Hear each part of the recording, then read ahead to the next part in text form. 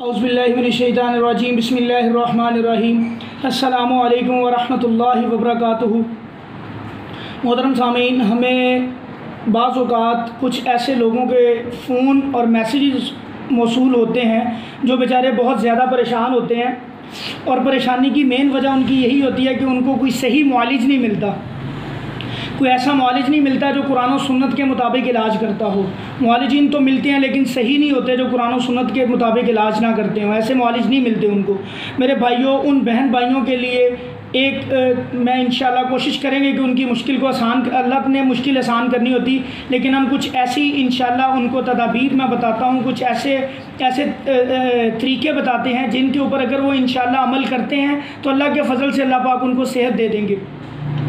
सबसे पहली बात मेरे भाई और वो बहनें जो परेशान हैं इस मामले में जादू की वजह से या असेब की वजह से, और असेब या जादू ख़त्म नहीं होता, उनका निकलता नहीं है, पढ़ाई के बावजूद नहीं निकलता, तो यहाँ पे क्या मामला है, क्यों नहीं ये चीज़, इस चीज़ के ऊपर आपने एहतसाब करना है अपना कि ये मामला ठीक क्यों नहीं हो रहा। हम पढ़ भी रहे हैं, हम लोग पानी बड़ा पी रहे हैं, हम लोग अपने वो जो अज़कार बताए गए हैं वो भी कर रहे हैं, इसके बावजूद क्यों नहीं ये ठीक हो रहा है। मेरे भाइयों, यहाँ पे एक छोटी सी बात है, इस चीज़ को अपने पल्ले बांध लेना है आपने। जब दो मुल्कों की लड़ाई होती है ना, तो उसके अंदर दोनों आर्मीज़ जब आमने सामने होती हैं लड़ाई के अंदर, तो उन दोनों की एक सोच होती है कि किसी ना किसी तरह हम अपने ऑपोजिट को जो हमारे सामने है, हम इसकी वो लाइन काट दें जहाँ से इसको रसद आ रही, जहाँ से इसको जो इनकी खाना, इनकी खुराक, इनकी एमोनेशन, इनका सारा जो सामान है जिधर से वो आ रहा है, जिस रास्ते से वो आ रहा है, हम किसी तरीके से उस रास्ते को काट दें, उस लाइन की हम उस लाइन को ख़त्म कर दें। इनका खाना रुकेगा, ज़ाहिरी बात है, जब ये इनका वो लाइन कट जाएगी, ख़त्म हो जाएगी, इनकी खुराक, इनकी चीज़ें, इनके एमोनेशन, इनका हथियार, इनकी ये चीज़ें रुक जाएंगी, तो हम 2 दिन में, 1 दिन में, 3 दिन में, 4 दिन में इनके ऊपर गलबा पा लेंगे। मेरे भाइयों, यहाँ पे शैतान हमारे साथ सेम यही फार्मूला हमारे ऊपर अप्लाई करता है। अब हमें ताकत कहाँ से मिलनी होती है? हमें ताकत अल्लाह ताला के कुरान से मिलनी है, अल्लाह ताला के बताए हुए, नबी सल्लल्लाहु अलैहि वसल्लम के बताए हुए तरीके से मिलनी है। वो तरीका क्या है? 5 वक्त की नमाज है, और नमाज भी वक्त के ऊपर, जो मुकर्ररा वक्त है उसके ऊपर हमने नमाज की अदायगी करनी है। मर्द हज़रात ने मसाजिद में जाके नमाज की अदायगी करनी है, औरतों ने घर पे नमाज़ पढ़नी है। इसके अलावा कुरान मजीद पढ़ना है, सुबह शाम के अज़कार करने हैं। यहीं पे नहीं, इसके अलावा बहुत से ऐसे मामलात होते हैं हमारे घरों के अंदर जिनका हम ख्याल नहीं करते, जिन चीज़ों को हम इग्नोर कर देते हैं, और उसी इग्नोरेंस की वजह से इन जिन्नात को, शयातीन को ताकत मिलती है, तक़वियत मिलती है, और ये अपना अटैक को कंटिन्यू रखते हैं। थोड़ा सा कम हो जाता है, फिर ज़्यादा हो जाता है, फिर रुक जाता है, फिर ज़्यादा हो जाता है। ये चीज़ें चलती रहती हैं, बिल्कुल ख़त्म नहीं होता। अब बिल्कुल ख़त्म कैसे होना है? हमने इनकी पूरी सप्लाई लाइन काटनी है, जहाँ से इनको मदद मिल रही है, जहाँ से इनको ताकत मिल रही है, जहाँ से इनको खुराक मिल रही है। मेरे भाइयों, मैं चंद चीज़ों की तरफ इशारा करता हूँ। जब भी आप अपने घर में दाखिल हों, बिस्मिल्लाह पढ़ें, अस्सलामु अलैकुम कहें, और दुआ पढ़ें घर दाखिल होने की। अगर वो नहीं आती है, एक दफ़ा आयतुल कुर्सी पढ़ें वहाँ पे खड़े होके। फिर घर के अंदर वॉशरूम जाते हो तो वॉशरूम में पहले बायां कदम रखो, दुआ पढ़ के वॉशरूम जाओ। वॉशरूम से बाहर निकलते हो तो दायां कदम रखो, फिर दुआ पढ़ो। और इसी तरह आपने घर के अंदर कोई म्यूज़िक नहीं चलाना, कोई गाने बजाने वाली चीज़ नहीं चलानी, कोई ऐसी चीज़ नहीं चलानी जिससे इन चीज़ों को असिस्टेंस मिले, ताकत मिले।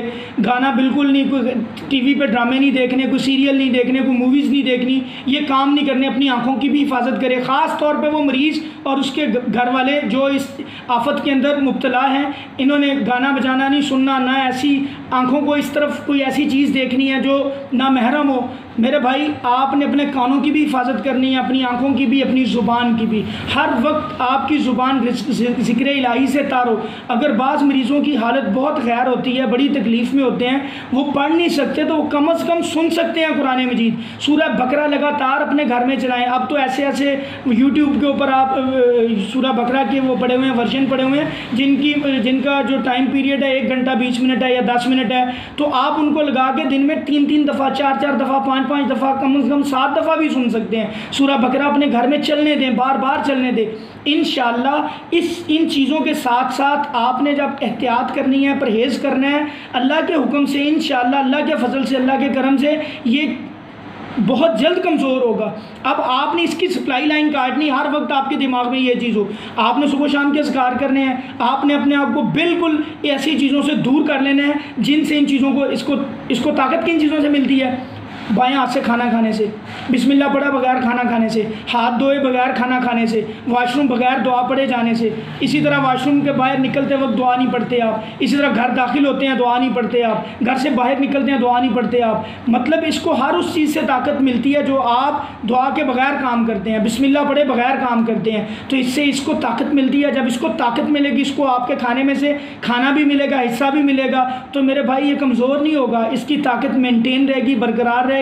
बल्कि जो लोग बिल्कुल भी इन चीज़ों को बॉदर नहीं करते, इन चीज़ों का ख्याल नहीं करते, इनके ऊपर अमल नहीं करते, उनका शैतान उनको फिर वो और ज़्यादा ताकतवर हो के तकलीफ़ देता है। तो मेरे भाइयों, इसको कमज़ोर करें। जब इसकी रसद रुकेगी, इसकी सप्लाई रुकेगी, तो अल्लाह के फ़ज़ल से हफ़्ता 10 दिन आप इस रूटीन के, आपको 4 दिन 5 दिन 10 दिन खाना ना मिले, पानी ना मिले, भूख प्यास से आप मर जाएंगे।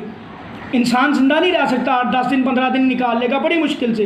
तो मेरे भाई, जब आप इसको, जिन चीज़ों में इसकी खुराक है शैतान की, जिन चीज़ों से इनको तक़वियत मिलती है, जब आप इन चीज़ों को रोक देंगे, इंशाअल्लाह मेरे अल्लाह के फ़ज़ल से चंद दिनों के अंदर इसका जादू का भी ख़ात्मा होगा, आपकी पढ़ाई भी असर करेगी और ये शैतान कमज़ोर होकर या तो भाग जाएगा या ख़त्म हो जाएगा इंशाअल्लाह। तो मेरे बहन भाई बावज़ूर हैं, इन चीज़ों के ऊपर अमल करें जिनकी तरफ हम इशारा करते हैं। तो एकदम से कोई ऐसा नहीं होता कि किसी ने फूंक मारी और फ़ौरन मतलब इन नो टाइम या ओवरनाइट चीज़ें चेंज हो जाती हैं। मेरे भाई, अगर जादू आपके ऊपर असर करता है तो ये भी वक्त लेता है, टाइम लेता है। तो आप इसी तरह इसको उतरने में बाज़ औक़ात अल्लाह ताला की ज़ात एक पढ़ाई में मरीज़ों को शफ़ा दे देते हैं, बाज़ में हम लोग 2 पढ़ाइयाँ करते हैं, 3 करते हैं, अल्लाह ताला शफ़ा देते हैं। ये चीज़ें मेरे अल्लाह के हाथ में हैं और इनका ताल्लुक़ आपकी ज़ात के साथ है। और अपना राब्ता अल्लाह से मज़बूत करें।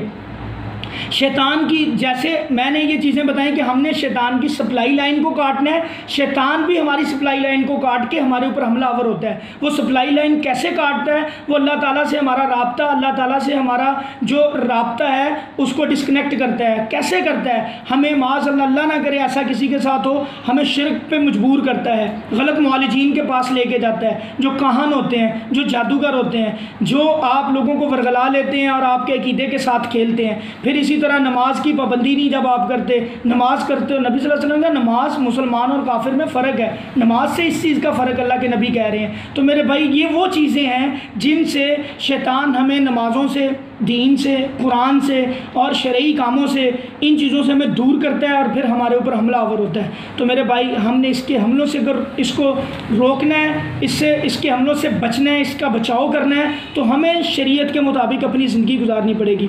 और ऐसे मरीज़ों के लिए जो लोग घरों में नमाज़ पढ़ते हैं, बड़े सारे ऐसे लोग हैं जो नमाज़ें पढ़ते हैं और वो कहते हैं जी हमारे ऊपर तो नमाज़ पढ़ने के बाद भी असर नहीं हो रहा। हम जब उनसे पूछते हैं कि भाई आप नमाज़ घर पे पढ़ते हो कि मस्जिद में, कहते हैं जी घर में पढ़ते हैं। मेरे भाई, घर में तो नमाज ही नहीं होती। अगर नमाज होती तो इब्ने मखतूम रज़ी अल्लाह ताला अन्हु नबीना बूढ़े साहबी थे, उनकी ना हो जाती।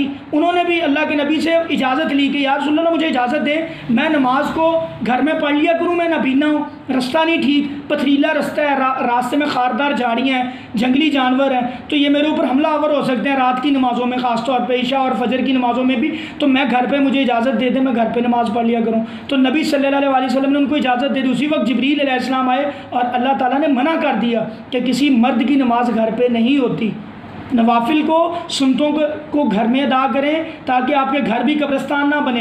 फ़राइज़ की अदायगी हमेशा नबी सल्लल्लाहु अलैहि वसल्लम ने मस्जिद में की है। सुन्नतों को, नवाफिल को नबी सल्लल्लाहु अलैहि वसल्लम घर में पढ़ते थे। मेरे भाई, इस तरीके के मुताबिक अपनी ज़िंदगी गुजारें, ज़्यादा से ज़्यादा मस्जिद में वक्त स्पेंड करें। मस्जिद को अल्लाह ताला ने जन्नत की क्यारियाँ कहा है। अल्लाह ताला कह रहे हैं जो लोग मेरी मसाजिद को आबाद करते हैं, मैं उनके घरों को आबाद करता हूँ। जब आप इन असूलों के ऊपर, इन उसूलों के मुताबिक ज़िंदगी गुजारेंगे, अल्लाह के फजल से कैसे आपका घर बेआबाद होगा, कैसे आपके घर में ये मामलात होंगे, कैसे ये हो ही नहीं सकता।